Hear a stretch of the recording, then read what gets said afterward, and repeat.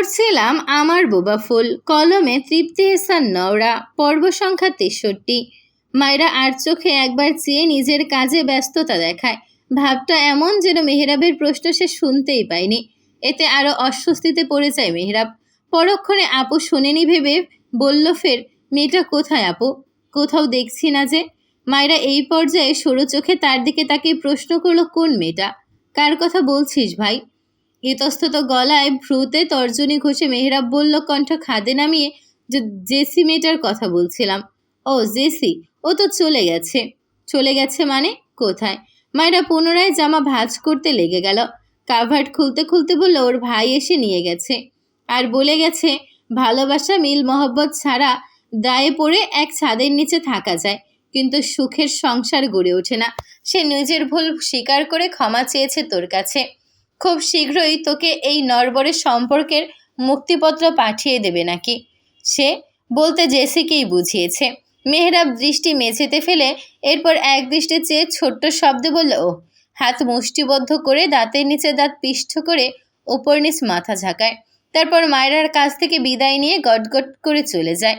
মায়েরা হতাশ চোখে তার যাওয়ার পথে তাকিয়ে দীর্ঘশ্বাস ফেলল। কি হতে চলেছে অতপর? এদের পরিণতি কোথায় সে জানে না, তবে একটাই চাওয়া, জীবনের সর্বাবস্থায় ভাই যেন সুখী হয়। রুমে এসে ফোনটা বেডের একপাশে ছুঁড়ে মেরে ধপ করে বসল মেহরাব। রাগে মেজাজ রিড়ি করছে। শুয়েও স্থির হতে না পেরে নরম বেডে ঘুষি মেরে উঠে বেলকনিতে চলে এলো। এখন রাত, আকাশে রূপবতী চাঁদখানা উকি মেরে আছে। অন্ধকার রাতের দিকে অদৃশ্যে চেয়ে থেকে রেলিংয়ে মুষ্টিবদ্ধ হাতের মুঠো আঘাত করতে করতে সজোরে উপর নিচ মাথা ঝাঁকিয়ে মেহরাব বিড়বিড় করল, ওকে, তবে দেখা যাক এর শেষ কোথায়। মাহিরের অনুরোধে তার বাবা মা এসেছিল শিকদার নিবাসে। আবদার জানিয়েছে তুহফাকে মাহিরের বউ হিসেবে নিয়ে যাওয়ার। এতে মাহির তুহফা উভয়ই স্ব জায়গা থেকে শঙ্কিত ছিল মামা রওনাদের অপমান করবেন না তো। তবে তাদের অবাক করে দিয়ে ঘটনা ঘটে গেল অন্যরকম। অতিথিদের প্রতি শিকদারদের ব্যবহার অত্যন্ত অমায়িক ছিল এবং তুহফাকে মাহিরের হাতে তুলে দিতে রাজিও হয়ে গেল। সেদিন বিয়ের ডেট ঠিক হলো, আগামী 15ই ফেব্রুয়ারি। আজ 9 তারিখ, হাতে আছে মাত্র 6 দিন। নিবাসের সামনে বর্ণর গাড়ি থামতেই সুখ আনন্দে কেঁদে ফেলল। আম্মুরা সবাই গেটের সামনে দাঁড়িয়ে। তাদের কাছে ছুটে যেতে নিলেই বর্ণ খপ করে হাত চেপে ধরল। হ্যাচকা টানে নিজের কাছাকাছি এসে ভেজা পাপড়িতে সন্তপনে আঙুল ছুঁয়ে বলল, বলছিলাম না অযথা অশ্রুতে চোখ না ভেজাতে। I don't like it. নির্বাক হয়ে তাকিয়ে থাকলো সুখ।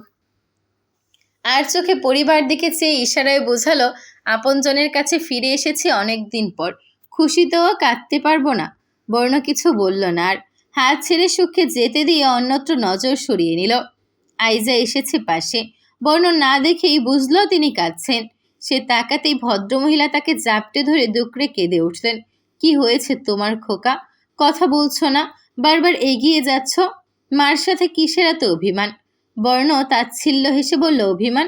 পুরুষ চরিত্রের সাথে এই শব্দটা মানায় কি না আই ডোন্ট নো, কিন্তু আমার ক্ষেত্রে এটা কাজ করে না।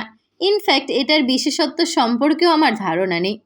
মার সাথে দূরত্ব বজায় রেখে চলতে চাওয়া, কথা বলতে গেলে মুখ ফিরিয়ে নেওয়া, কারণ জানতে চাইলে এটা ওটা টেনে যুক্তি দাঁড় করে কথা কাটিয়ে দেওয়াও অভিমানের মধ্যেই পড়ে।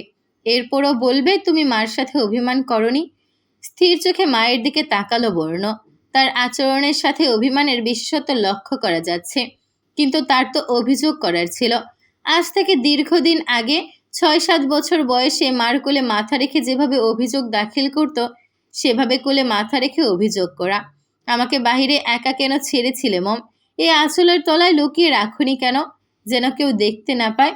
সেভাবে আড়াল করে রাখতে কিসে আটকে ছিল? তাহলে আজ শুনতে হতো না আমি এতিম, কেউ নেই আমার। যেই মুখের দিকে তাকালে আমার সব হিংস্রতা, রাগ, নিষ্ঠুরতা এক মুহূর্তের জন্য উবে যায়, সেই মমতা মখা মুখটা আমার গর্ভধারিণী মায়ের নয়। বর্ণ ঢোক গিলল। মার চোখের পানির দিকে তাকিয়ে রইল কিয়ৎক্ষণ। এরপর নজর সরিয়ে নিল। মিথ্যে, ওই অশ্রুগুলো নিশ্চয়ই মিথ্যে। কিন্তু বর্ণ চট করে আবার তাকালো। মিথ্যে তো মনে হচ্ছে না। আইজা তাকে টেনে নিয়ে যেতে লাগলেন। বাড়ি চলো। কত হাজার কল করেছি, রিসিভ করনি। সেদিন এসেছিলে, একটিবার আমার সাথে কথা বলার প্রয়োজন বোধ করনি। অব্যক্ত কোনো কারণে অভিমান করে আছো, বেশ, কিন্তু সেই কারণ যদি অবান্তর হয়, তখন মা তোমায় নতুন করে শাসন করবে দেখো। তখন আমি দেখব না তুমি রকস্টার, তোমার কত কত শোভাকাঙ্ক্ষী। কি হলো কে জানে বর্ণর, তারা দেখিয়ে কোথাও যাওয়ার কথা বলতে গিয়েও বলল না। বাধ্য ছেলেটির মতো নিঃশব্দে মার পিছু পিছু চলল। 2 বছরের বাচ্চার আঙুল আঁকড়ে ধরলে যেমন নির্বিঘ্নে পাশাপাশি চলতে শুরু করে নীরবে। আম্মু, আব্বু, দাদু, বড় মা, বড় আব্বু, বাড়ির প্রতিটি সদস্য, এমনকি ডামসা আতিফ আসলামের সাথেও ভাব বিনিময় করে এলো সুখ। বহুদিন পর নিজের পরিবারের কাছে ফিরে মনটা ভীষণ ফুরফুরে। তোহফার কাছে গিয়ে কিছুক্ষণ থাকলো। রমণী লজ্জায় মুখ লাল করে রেখেছে। শুনেছি আজকাল রুম থেকেই বের হতে চায় না সহজে। সুখ জানতে চায়, মনের মানুষকে নিজের করে পাওয়ার আনন্দে এখন থেকে পরিবার থেকে দূরে সরে যেতে চাইছো? বাহবা দিয়ে হাততালি দিল সে। তোহফা হতাশ হয়ে তাকায়, দীর্ঘশ্বাস ছেড়ে বলে, মজা নেই ইচ্ছে মতো, সময় এখন তোদের। রুস্মিতা ইব্রা তো চলে এসেছে বিয়েতে যোগ দিতে। সুখ আরও কিছুক্ষণ সবার মাঝে কাটিয়ে রুমে ফিরে আসে। ডোর লক করে পিছু ঘুরতেই শির দ্বারা সোজা করে থম মেরে দাঁড়িয়ে গেল। বর্ণ সবে শাওয়ার নিয়ে বাথরুম থেকে বেরিয়েছে, কোমরে তোয়ালে পেঁচানো, পেটানো অর্ধনগ্ন সুদেহ বিন্দু বিন্দু পানিতে চকচকে। অন্য একটা তাওয়াল জড়িয়ে মাথার চুল মুছতে মুছতে সুখের দিকে দৃষ্টিপাত করল ঝট করে। মেয়েটা তড়িৎ পিছু ঘুরে গেল চোখে হাত রেখে। ছি ছি, এখনই যে কোনো আসতে হলো তাকে। চোখ থেকে হাত সরালো না। এক হাতে চোখ ঢেকে অপর হাতে হাতটাতে ধীর পায়ে ডোরের কাছাকাছি গেল সে। লক খুলতে চোখের উপর রাখা হাতের আঙুল ফাঁক করে তাকাতেই দ্বিতীয় ঝটকা খেল। দরজায় হেলান দিয়ে চেয়ে আছে বর্ণ। চোখাচোখি হতে ভ্রু নাচালো। সুখ অচিরেই এক কদম পিছিয়ে গিয়ে পুনরায় দুহাতে চোখ ঢাকে। অল্প সময়ে ওখানে কিভাবে চলে এলো মানুষটা? জিন নাকি? বর্ণ কাছে এসে ক্ষণকাল চুপ করে বউফুলকে নির্লজ্জ দৃষ্টিতে উপর নিচ পরখ করে। এক ঝটকায় চোখ থেকে জোরপূর্বক হাত সরিয়ে দিল। এরপর বলল ধূর্ত হেসে, 2 দিন আগেও ঠিক এইভাবে শাওয়ার নিয়ে বেরিয়েছিলাম। বেড থেকে তখন ঘুমের ভান ধরে দুটো চোখ আমার রূপ যৌবন গিলে খাচ্ছিল। ফর শিওর চোখ দুটোর মালিক তুই ছিলি না? গলা শুকিয়ে এলো সুখের। এটাও দেখে ফেলেছে বেহায়াতে পিএইচডি করা লোকটা। দুদিকে ঘন ঘন মাথা ঝাঁকিয়ে পিছিয়ে যেতে লাগে সে। ভালো কি দূরে থেকেই বেসেছিলি?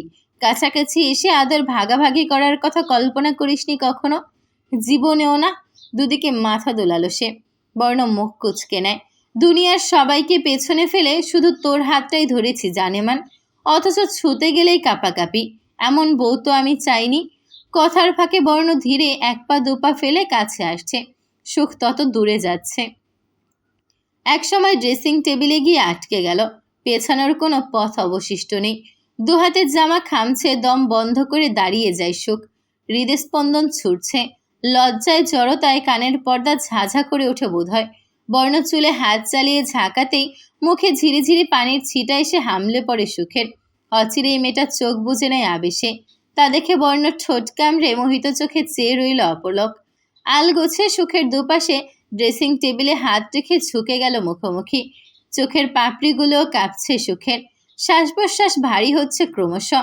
সন্তবর্ণে মুখটা তার কানের কাছে নিয়ে গিয়ে বর্ণ সম্মোহনী সুরে রাখল, বউ।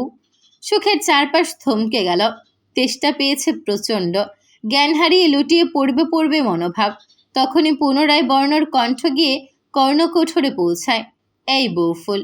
অবচেতন মনেই সুখ সাড়া দেয় এবার। বর্ণ ঠোঁট দুটো তার কান ছুঁয়ে দিল এবার। ফিসফিসে বলল বোধহয়, আমার কেমন কেমন ফিলিং হচ্ছে, কেমন কেমন। এরপর আর কিছু মনে নেই সুখের। দোলনায় পা তুলে দুহাতে হাঁটু জড়িয়ে যেছি অন্যমনস্কে বসা। মন খারাপি দূর করতে আজ শাড়ি পরেছিল সে। শাড়ির লম্বা আঁচলখানা মেঝেতে লুটোপুটি খাচ্ছে। সে কি ভুল করেছে ওই বাড়ি ছেড়ে এসে? নিশ্চয়ই না। কেন পড়ে থাকবে ওখানে? লোকটার চোখে না ছিল তার জন্য মায়া, না ছিল ভালোবাসা, আর না ভালো লাগা। এরপরও সে নিজের আত্মতুষ্টি এবং ওই মানুষগুলোর মনে নিজের একটা অবস্থান তৈরি করতে থেকেছিল। কিন্তু সে ব্যর্থ। জেসি উঠে আনমনে জানালার গ্রিল ধরে দাঁড়ায়। আচ্ছা, জেসিকে বাড়িতে কোথাও না পেয়ে ডক্টর মেহরাব শাহরিয়ারের কি একটুও খারাপ লাগা কাজ করবে না? তখন ওনার প্রতিক্রিয়া কেমন হবে? হঠাৎ জানতে ইচ্ছে করল জেসির। সে সময় জিসান এলো দরজার কাছে। বনু, আছিস? জেসির ঠোঁটে হাসি ফুটল। দরজা মেলে জিসানকে এক হাতে জড়িয়ে ধরে প্রফুল্ল মনে, ভাইয়া কি এনেছো দেখি। স্বেচ্ছায় ভাইয়ার হাতের প্যাকেট নিজের দখলে এনে বলল উচ্ছ্বাসিত মুখে, ও আমার ফেভারিট আইসক্রিম, এতগুলো লাভ অনলি ফর ইউ। জেসিকে আগলে রেখে জিসান রুম থেকে বেরোতে বেরোতে জানতে চাইল, মন খারাপ? ছোট ছোট চোখে ভাইয়ার দিকে মুখ তুলে তাকিয়ে সে বলল, মন খারাপ? তুমি আজ পর্যন্ত দেখেছো জিসান সারোয়ারের একমাত্র বোন জেসিকা সিদ্রাত কখনো মন খারাপ করে বসে থেকেছে? রাইট, কিন্তু এটাও মানতে হবে যে জেসিকা সিদ্রাত এখন শুধু জিসানের বোন নয়, কারো ঘরের ঘরণীয় হয়, যাকে 3 দিন আগে ছেড়ে চলে এসেছে সে। মনে পড়ছে ও বাড়ির কথা? জেসির ঠোঁট উল্টে পাল্টে চায়।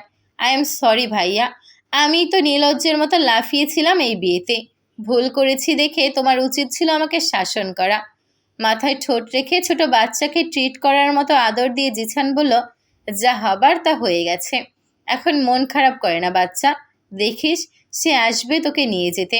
এমন কিছুই হবে না, উনি তো আমাকে পছন্দই করেন না। জেসি বিড়বিড় করল।